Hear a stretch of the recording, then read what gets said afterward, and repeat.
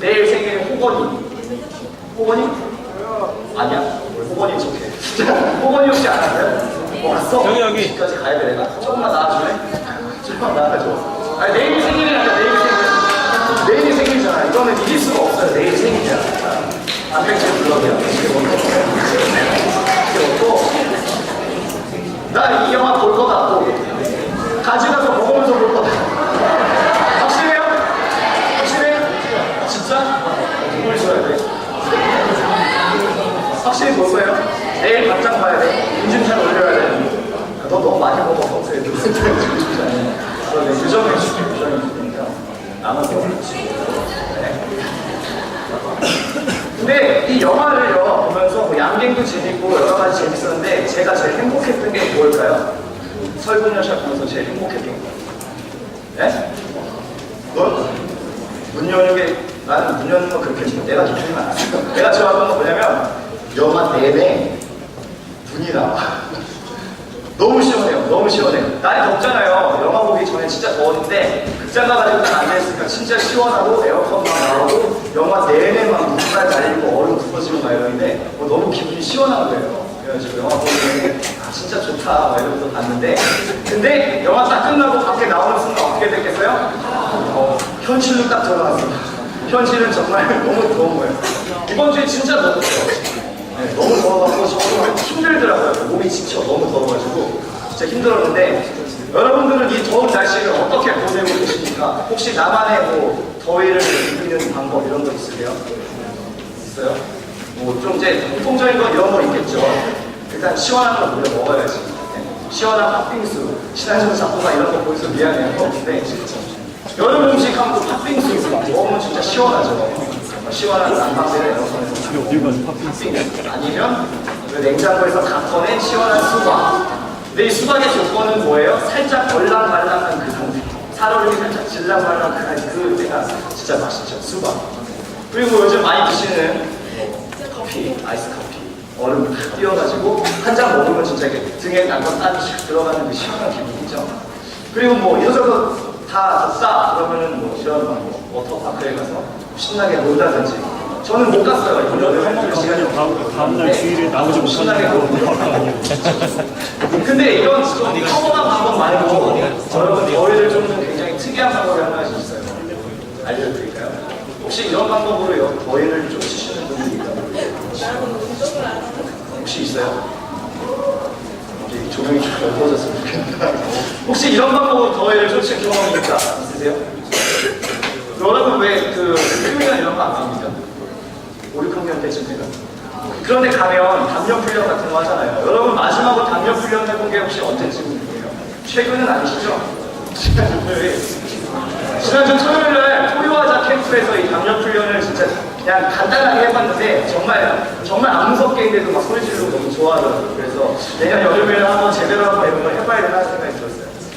전도사님이 여러분 나이 때 중학교 때는 이 담요 훈련 항상 교회 캠프에 들어있었어. 이게 그 당시 약간 유행이었나 봐요. 그래갖고 프로그램 제목이 뭐냐면 프로그램 제목은 철로 역정. 선생님들은 아시겠죠? 철로 역정이 뭐냐면 이게 기독교의 어떤 고전 소설이에요. 내용이 간단하게 말씀드리면 천국을 가는 뭐 여정 뭐 이런 내용이어가지고 이 주인공이 이제 천국에 대한 기쁜 소식을 듣고 천국으로 가면서 겪는 수많은 막 고난 막 이런 걸 겪으면서 천국에 무사히 들어갔다 이제 이런 아름다운 이야기인데 성경 다음으로 많이 읽히는 책이에요. 기독교의 고전. 한 번쯤 꼭 읽어보세요. 근데 이 제목을 따갖고 이제 그 담요 훈련 프로그램을 만든 거야. 그래가지고 이제 막 밤에 막 그 어떤 막 강물 막 지나가게 하고 막 여러 가지 프로그램들이 있어요. 무시무시한 프로그램들이. 그거를 하는데 이 철로 역정 프로그램의 가장 큰 특징이 뭔지 아세요? 뭘까요? 모르겠지, 안 해봤으니까. 철로 역정의 가장 큰 핵심은 맨정신에 시킨다. 무슨 뜻이냐면 재워요. 일단 재워. 이런 프로그램이 있다는 걸 안 알려줘요. 안 알려주고 그냥 재워요. 기도회 다 하고 맛있는 옥수수 먹고 고수가 먹고 기분 좋게 잔단 말이에요. 잠들어가지고 한참 피곤해서 막 뭐라 떨어져 있는데 한 2, 3시쯤에 딱 깨워요. 새벽에 딱 깨워. 그리고 둘만 깨워요. 둘만 딱 깨워가지고 너 일어나 깨워가지고 가나 그래. 그럼 이제 따라가면 여러 가지 미션이 막 준비돼 있어요. 근데 선생님들이 이상하게 그날따라 말수도 없어. 뭔가 이렇게 막 물어보잖아요. 무서우니까 물어봐요. 자꾸만. 선생님 지금 어디 가는 거예요? 뭐 이렇게 선생님들 막 눈을 안 마주쳐줘. 이렇게 막 되게 이렇게 슬픈 표정하고 계시고 그런 게 약간 특징인데 철로역정을 이렇게 쭉 하면 뭐 여러 가지 코스가 있어요. 뭐 관 속에 들어가서 죽음 체험하기 막 이런 거. 관 속에 들어가서 막 뚜껑 닫고 못질하고 진짜 무섭거든요. 그런 거 내지는 뭐 이렇게 그러니까 뭐 큰 강은 아니고 막 흐르는 천 막 이런 데 이렇게 지나가라고 시키고 아니면 뭐 폐교 같은 데 건물 지나가라고 시키고 진짜 무섭거든요. 공포 체험 말고 담력을 들어야겠다. 찬스가 하고 근데 이 모든 코스의 마지막 최종 종착지가 있는데 이게 진짜 무서워요. 이게 진짜 무서워요. 마지막에는 그리고 심지어 두 사람을 같이 안 들여보내줘요. 한 명만 들어요. 한 명씩. 마지막에 뭐가 있었냐면 지금도 기억나요. 제가 이제 생생하게 디테일을 살려서 말씀드릴게요. 마지막 코스 보면은 조그만 방이에요. 조그만 방. 그리고 딱 들어가면은 누가 있냐면 여자 선생님 한 분 계셔요. 여자 선생님 나이는 너무 젊어도 안 되고 너무 안 되는데 한 40대 선생님이 딱 계시는데 뭘 입고 있는지 아세요? 소복. 흰색 한복 내지는 검은색 한복을 입고 다소곳하게 앉아 계세요. 그러면서 갑자기 뭘 하나 앞에서 딱 꺼내는, 뭘 꺼내냐면 이거. 갑자기 딱 꺼내요. 나무 상자 같은 거 딱 꺼내가지고 와서 앉아. 이렇게 얘기해요. 앞으로 가요. 진짜 가기 싫거든요. 근데 가서 딱 앉으면 지금 이 안에 뭐가 있는지 아니 이렇게 물어봐요. 선생님이. 아까 말씀드린 선생님이 그 건조한 톤, 네? 눈 안 마주쳐줘요. 이렇게 나지막하게 이 안에 뭐가 들어있지 않아? 물어봐요. 그때부터 별 생각이 다 하죠. 뭐가 들어있지? 튀어나와. 엄청 긴장하는데 선생님이 이렇게 얘기하세요. 이 상자 안에는 예수님을 십자가에 못 박아 사는데 얼굴이 들어있어. 저 그 얘기 딱 듣는데 소름이 자꾸 있는 거예요. 얼굴이 들어있대. 근데 진짜 공교롭게도 상자 사이즈가 정말 딱 사람 머리만하게 생겼어요. 사이즈가 딱 그 정도예요. 그래서 진짜 들어있을 것 같은 걸 뭔가 들어있으면 열건 있을 것 같아. 그러면서 가까이 오래요. 가까이 와. 여기 가까이 오래. 그래서 자 이거 봐야 돼. 이제 열 건데 봐야 돼. 절대 눈 감으면 안 돼. 봐야 돼. 그래서 이제 열어주시고 진짜 막 심장이 쪼그라서 막 터질 것 같아요. 열면 이 안에 뭐가 들어있지 아십니까?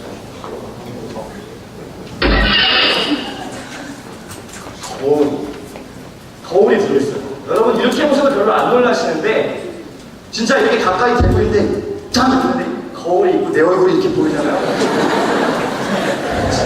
진짜 무서워요. 웃을 일이 아니야. 그 분위기를 생각해봐요.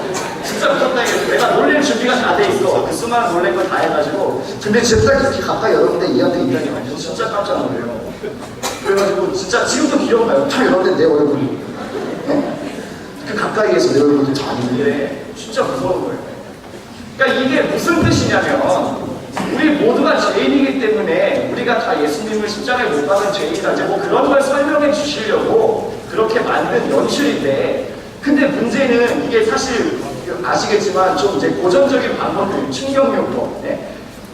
지금도 기억나잖아요. 제가 이거 지금도 디테일이 기억나는 이유는 이게 너무 충격이 컸어. 그 당시에 중학교에 제 나이로 충격이 너무 컸어요. 이게 아직도 기억나는 거예요. 상자 열었을 때 내 얼굴 보면서 선생님 소복 막 이렇게 다 기억나고 이게 충격요법이 좋은 점도 있는데 안 좋은 점은 뭐냐? 그 다음부터 제가 예수님의 죽음에 대해서 생각할 때마다 뭐가 떠오르냐면 상자, 거울, 소복, 선생님의 건조한 목소리, 그 방의 벽지 색깔 막 이런 것만 기억나는 거예요.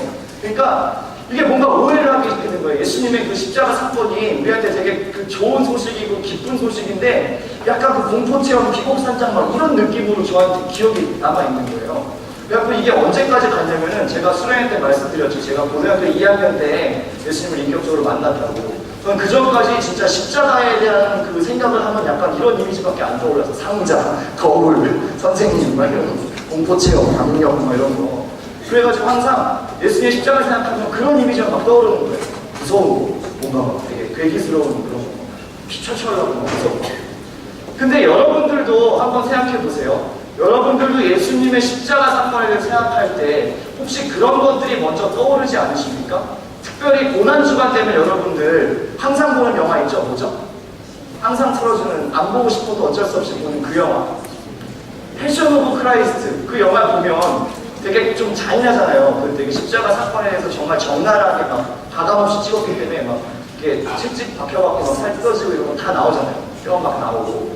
근데 여러분들이 그거를, 물론 그게 틀린 이야기는 아니에요. 그 당시에 십자가형은 정말 그 정도로 잔혹한 그 형벌이 맞는데, 근데 문제는 여러분들이 그런 것들로 어떤 이 십자가에 대해서, 복음에 대해서 기억을 하다 보니까 어떤 그 체계적으로 내가 믿는 게 뭔지에 대해서 정확한 이미지가 없고 항상 그런 장면들만 머릿속에 있는 거야. 좀 잔인한 거, 막 피 흘리는 장면, 막 이렇게 좀 그런 자극적인 설정들만 이렇게 머릿속에 남아서 이게 잘 정리가 안 돼 있어요. 그래가지고 저도 그랬거든요.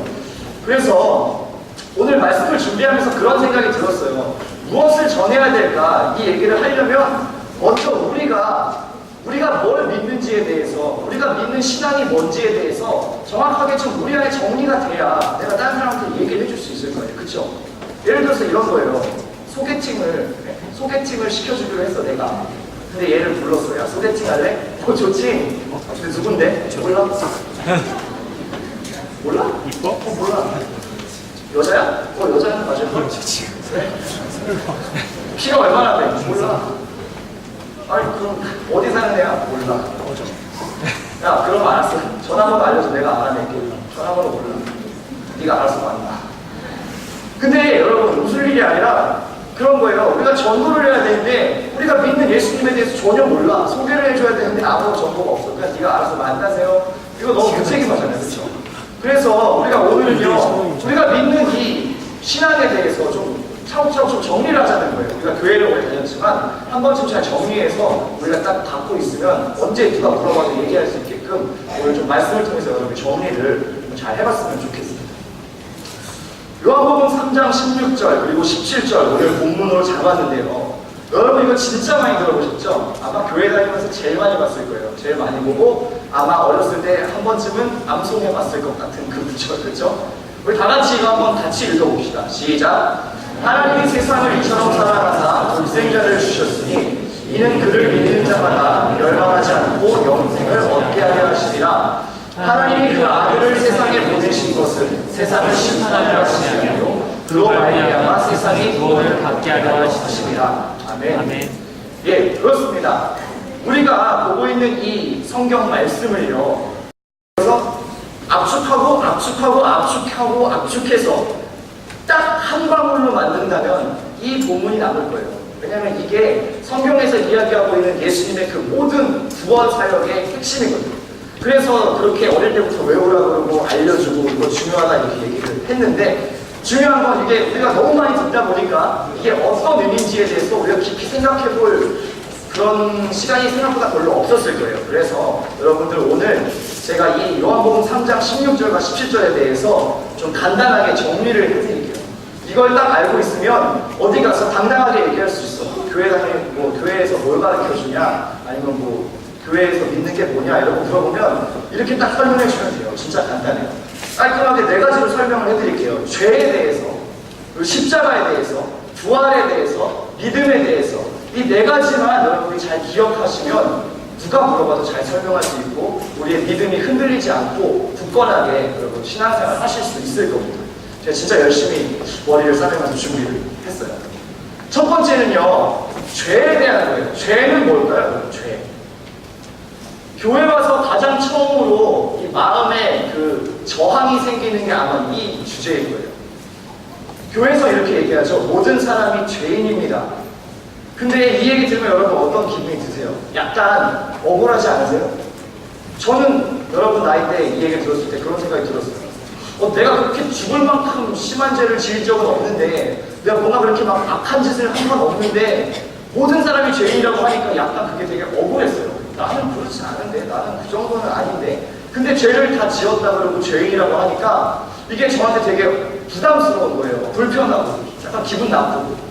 근데 그 이유를 정확히 설명해 드릴게요. 왜 여러분들이 모든 사람이 죄인이라고 했을 때 왜 이게 마음에 약간 거슬리는 게 있냐면, 여러분들이 흔히 생각하는 이 죄와 성경이 얘기하는 죄가 조금 성향이 달라요. 그래서 그래요. 여러분이 흔히 생각하는 죄는 어떤 행동으로 드러나는 죄예요. 예를 들어서 내가 가가지고 괜히 가만히 있는데 때렸어. 뭔가 막 찌르고 뭔가 나쁜 짓을 했어요. 돈을 뺐고. 여러분들 그런 어떤 행동으로 드러나는 걸 죄라고 생각하기 때문에 아마 모든 사람이 죄인이다 했을 때 그 생각이 들 거예요. 나는 그런 짓은 안 했는데. 근데 성경에서 말하는 죄는 어떤 거냐면요. 이겁니다. 여기 이 그림이 왜 있냐면 충전기잖아요. 충전기. 네? 이 공급해주는 전원이 있어야 되는데 이게 없이 살려고 하는 태도, 하나님으로부터 공급받는 그 모든 것을 내가 싫어하고 나 혼자서 어떻게 해보겠다라고 하는 게 성경에서 말하는 죄의 개념이에요. 그래요. 그게 원죄, 아담이 처음 지었던 그 죄의 그 성향이에요.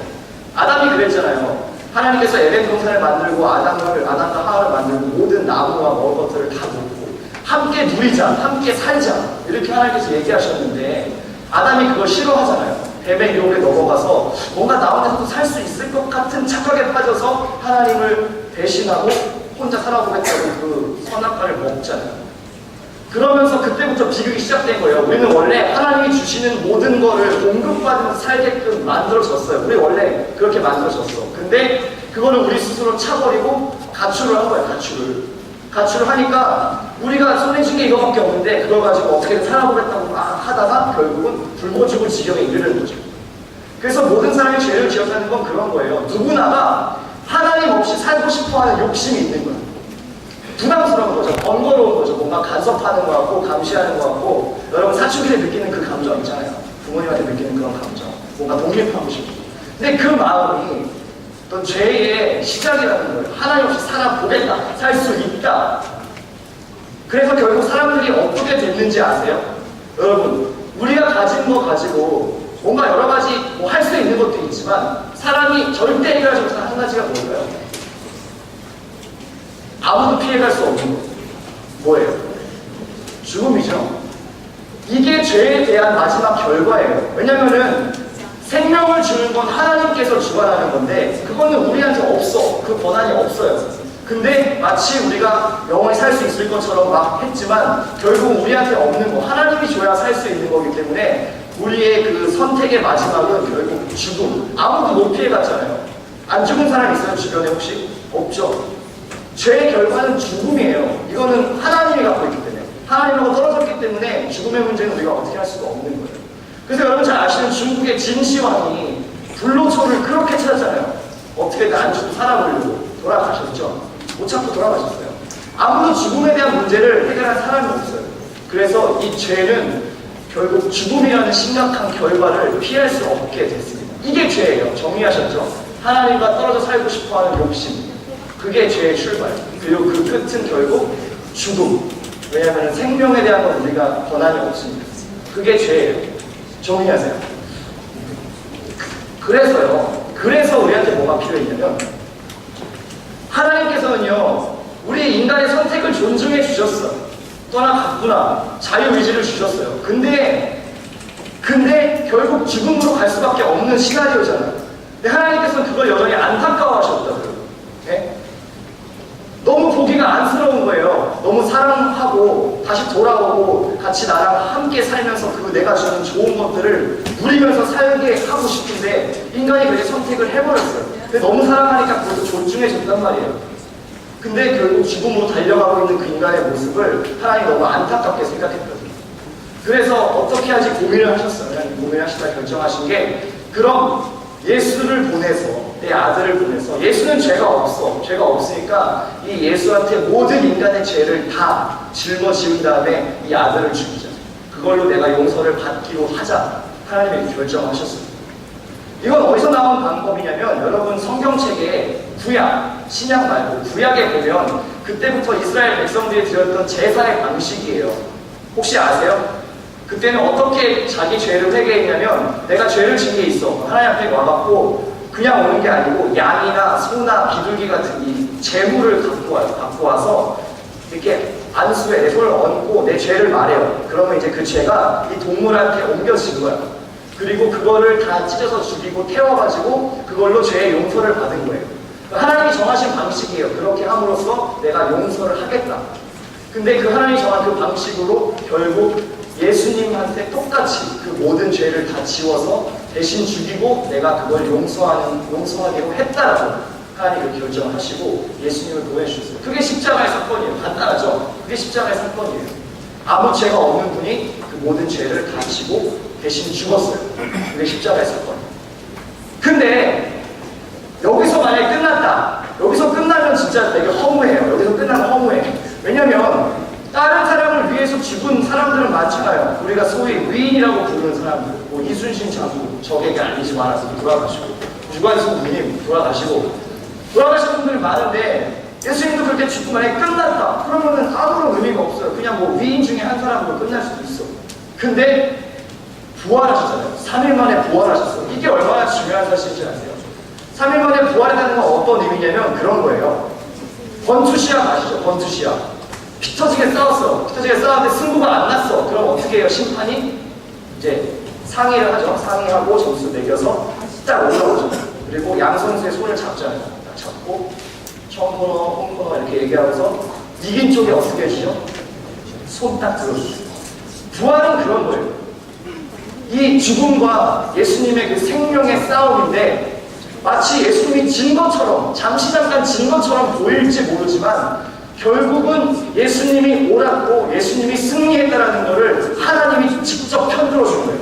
예수가 옳다. 예수가 이긴 게 맞다라고 확실하게 보여준 사건이에요.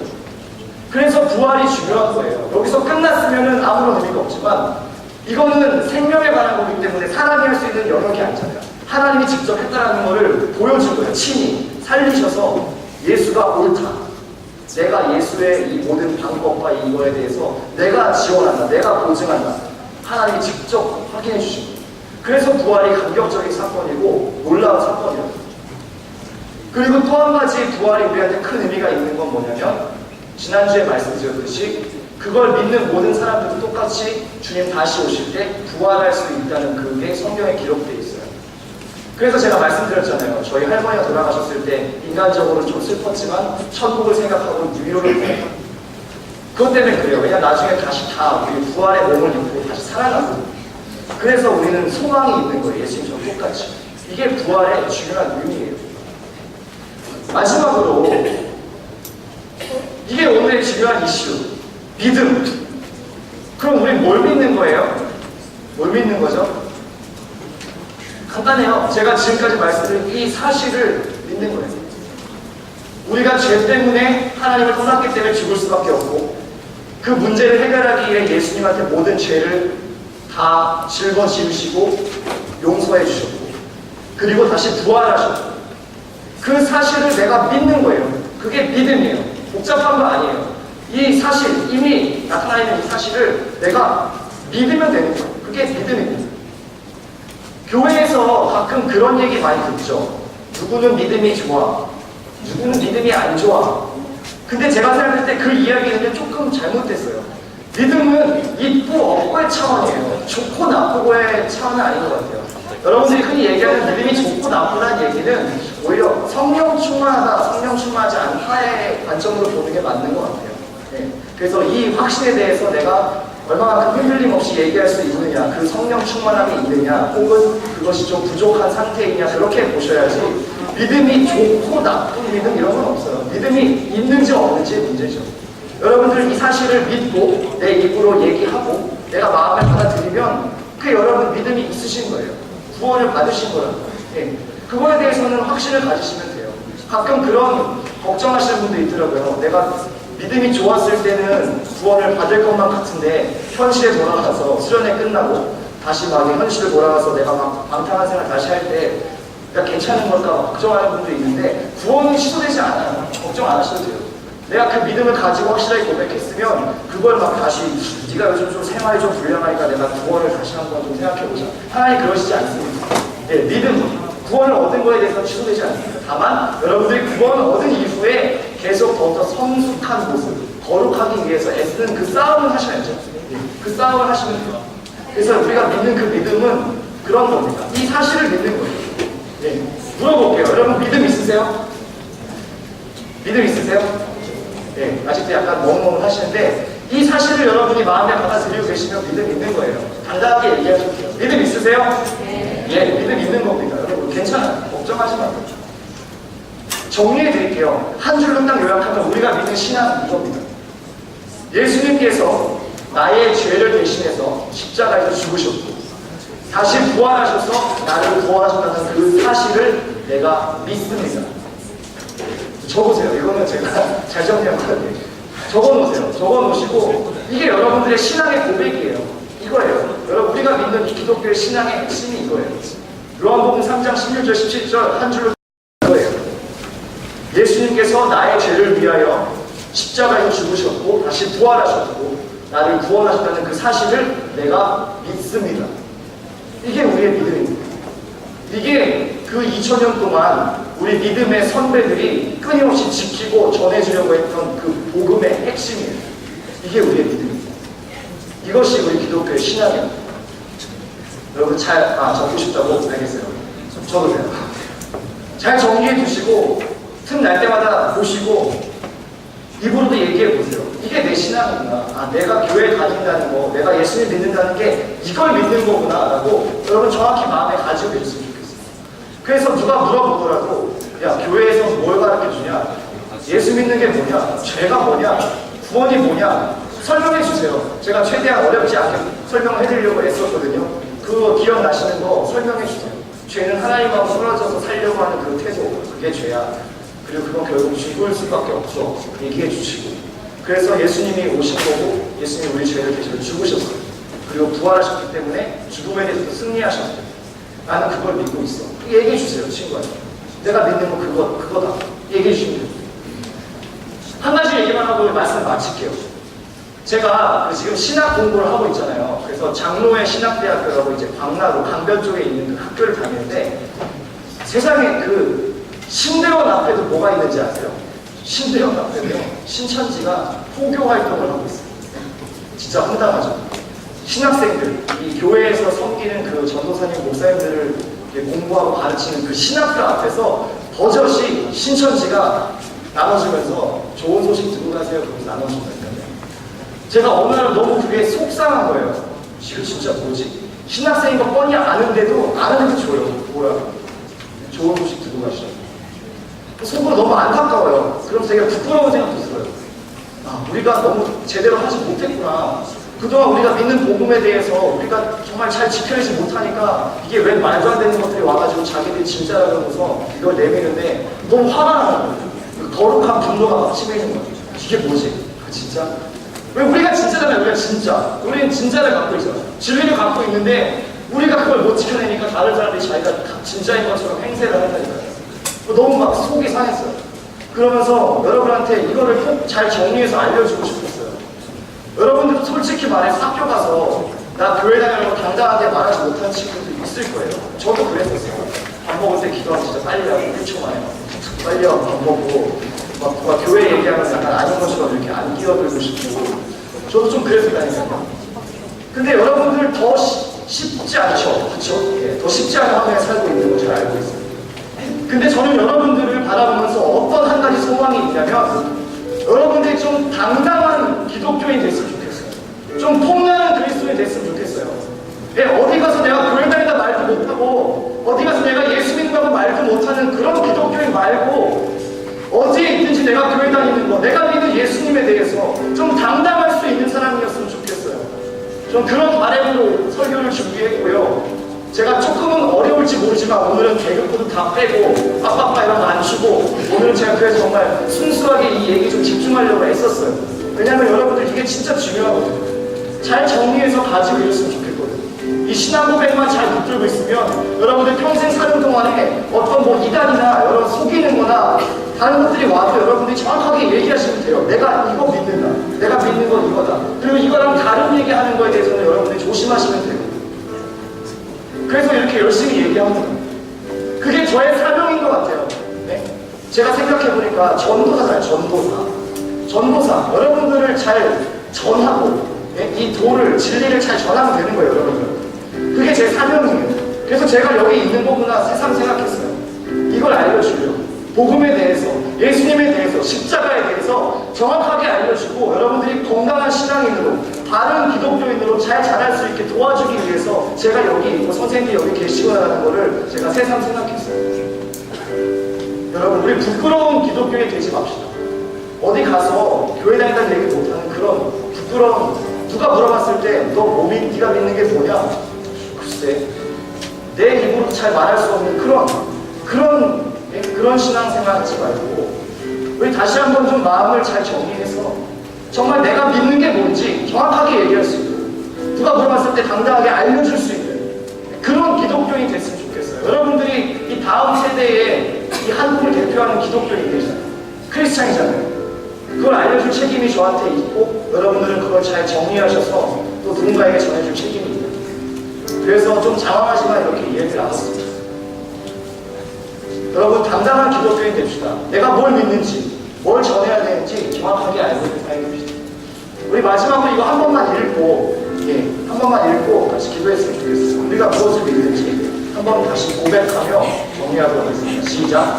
예수님께서 나의 죄를 대신해서 십자가에 죽으시고 다시 부활하셔서 나를 구원하신 사실을 믿습니다. 아멘. 이것이 여러분들의 신앙입니다. 함께 기도하시겠습니다.